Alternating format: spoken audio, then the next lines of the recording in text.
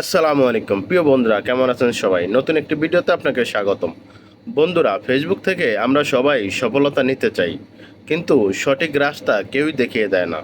সবাই চাই এগিয়ে যেতে, কিন্তু এগানোর রাস্তা কেউ দেখিয়ে দেয় না।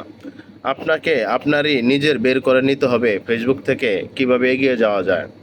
তো বন্ধুরা, আমার কাছে একটা ভালো পরামর্শ আছে, সেটা হচ্ছে আপনারা যদি প্রতিদিন আপনি আপনার একটা ফটো ফেসবুকে আপলোড করেন, আপনার পরিচিত যারা আছে তারা আপনাকে লাইক করবে, কমেন্ট করবে। এভাবে আপনার রিচ এঙ্গেজমেন্ট বাড়তে থাকবে।